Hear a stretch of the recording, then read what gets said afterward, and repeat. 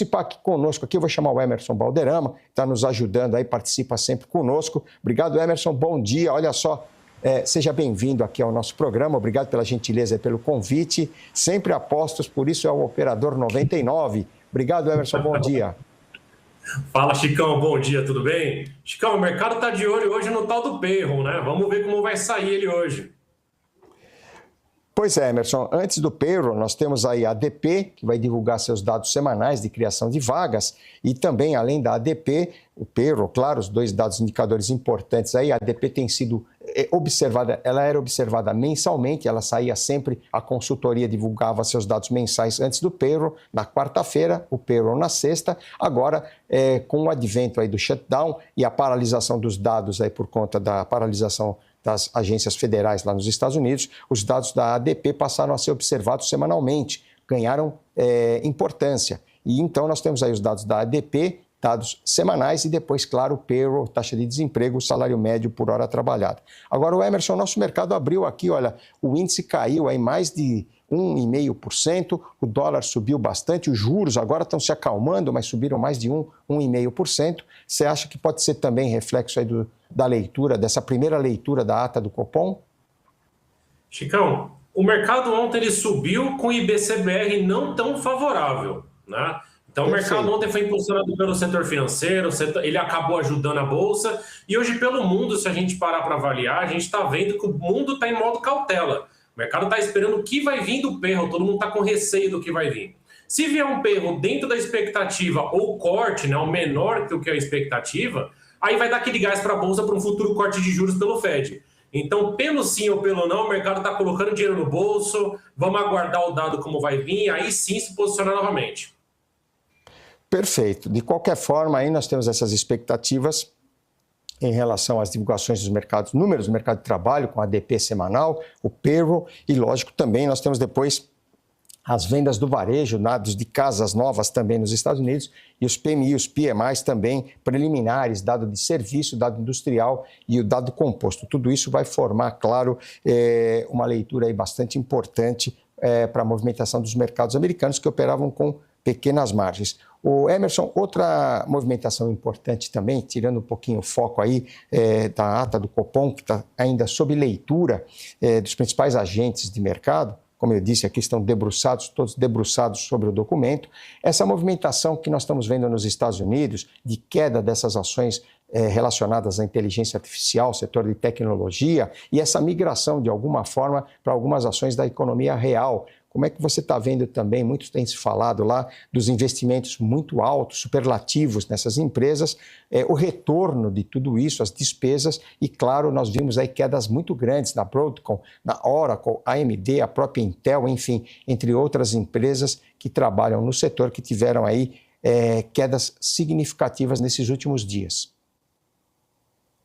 Ele está fazendo aquela conta, o quanto está sendo gasto e o quanto eu vou ter de retorno. Data center a gente nunca viu, acho que na história, tanto gasto atrás de gasto. Então o mercado em si está pensando, pô, esse dinheiro todo está indo, está ficando muito mais caro que esperado. Tudo isso começou lá atrás. OpenAI começou nessa história, vieram outras empresas no radar, e aí agora chegou a conta, né? Seria a tal da bolha que o mercado está comentando. O mercado quer saber se isso em algum momento não vai ser um investimento que não vai ter retorno. Então a gente está vendo a Oracle, teve uma queda muito acentuada esses dias, Broadcom apresentou o resultado, não veio até dentro da expectativa, só que o investidor ele não está apenas esperando o retorno ano contra ano, ele está esperando o que vai ser daqui 5 anos, o que a empresa tem a apresentar, e é isso que não está muito claro para o investidor, por isso que ele vem penalizando essas ações. Aqui, Emerson, voltando um pouquinho, nós vimos ontem alta do setor financeiro. Olha só, todas as ações do setor acabaram subindo ontem. Você falou o IBCBR mais fraco, nós já tínhamos tido um Focus mais fraco na sessão de ontem, refletindo de alguma maneira o PIB mais fraco aí do terceiro trimestre. Itaú subiu 1,5%, Banco do Brasil subiu 1,43%, Pactual 2,12%, B3 subiu 0,5%, Bradesco subiu 3,4%, Itaúsa também subiu.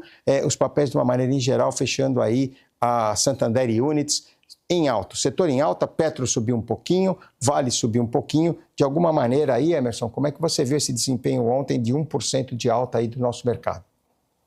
O setor financeiro, ele impulsionou a bolsa, né? A gente viu ontem também o minério tentando dar uma aliviada, o petróleo hoje, o mercado está vendo o petróleo finalmente abaixo de $60.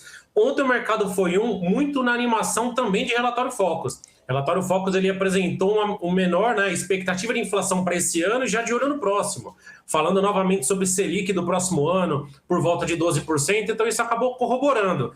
Mas ontem a gente vê amplitude de mercado, né, entre máximas e mínimas, eles tiveram uma boa, acelerou durante o dia, mas se a gente pegar a primeira parte do dia, não, o mercado ficou bem amarrado. Então foi algo mais pontual, ajuste para o final do dia, mas a gente está vendo um reflexo hoje no índice futuro já com essa queda acentuada de 1,40, 1,30. Perfeito. O índice está caindo 1,41%, o dólar a 5,45 no mercado futuro, sobe 0,32, e os juros que abriram com forte alta se estabilizaram um pouquinho, agora voltam a subir um pouquinho aí, mercado bastante volátil, Emerson. Falando um pouquinho também da sua perspectiva aí, a sua expectativa com relação aí aos juros aqui, claro, nós temos aí essa semana bancos centrais importantes.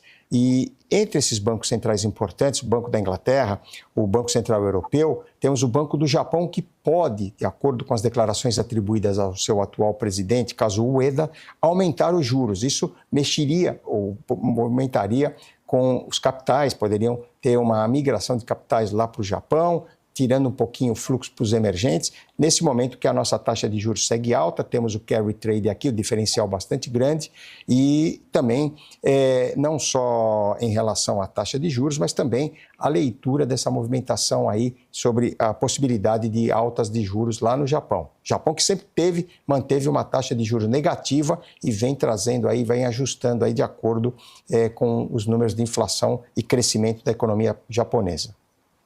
Eu ia comentar com você isso agora, Chico. Quando a gente trabalhava junto há 20 anos atrás, a gente falava de deflação e não tinha inflação no Japão, não tinha essa conversa. Agora a gente fala de inflação. E essa alta de 0,5% para 0,75%, no Brasil, isso é pouca coisa. Lá no Japão é muita coisa. Então nós vimos mais ou menos em abril, maio, quando começou a mexer parte de Trump e assim por diante nas tarifas, a gente viu o descontrole do carry trade, né? A gente viu na parte do Japão muito forte o ien, tanto para um lado quanto para o outro, e acabou mexendo demais aqui no resto do mundo. Essa alta de juros do Japão já vem sendo precificada, falada faz tempo, mas uma coisa é falar, outra coisa é o fato. E o fato, quando acontecer, acredito eu que vai mexer sim no mercado. No Brasil, não tanto no momento. 15%, Chico, nossa taxa ela é muito alta. A gente perde para a Turquia. A Turquia é 38%, é uma outra história. Mas nossa taxa, por um país, né, dentro do BRICS, é uma taxa bem elevada. Então isso não impactaria de primeira vez. Mas ano que vem a gente está falando uma Selic a 12%. Se lá no Japão de 0,75 futuramente, se eles quiserem colocar, for para 1%, vai começar a mexer bastante dólar aqui no Brasil também.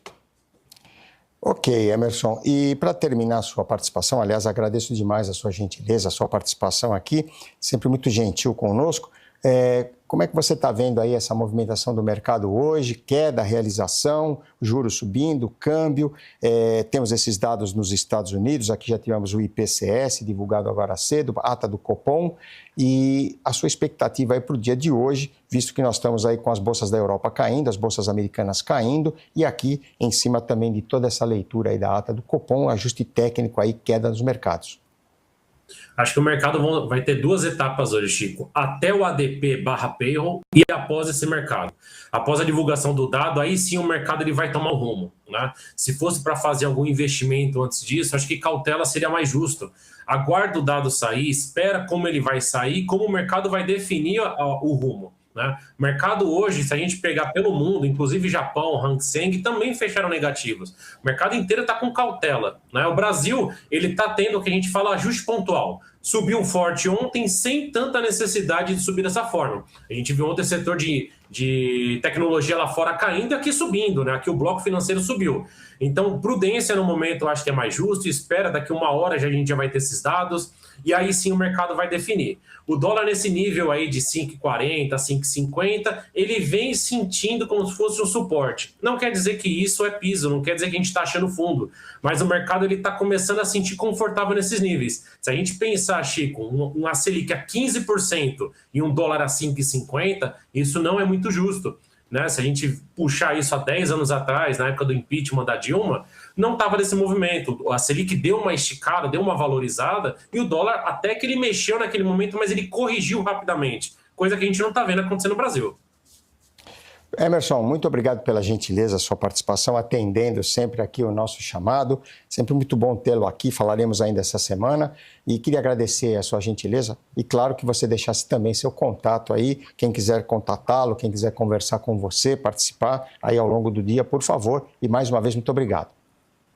Chicão, eu que agradeço o convite para me acompanhar 3 minutos com Emerson Balderrama no YouTube. E a gente se fala novamente, meu amigo. Obrigado pelo convite. Obrigado pela gentileza, obrigado pela atenção. Emerson Balderrama, operador de mercado, também trabalha bastante, acompanha bastante os cenários, parte técnica, parte gráfica, parte das ações, mercado é bastante importante aí, as notícias corporativas. Falando um pouquinho, eu falei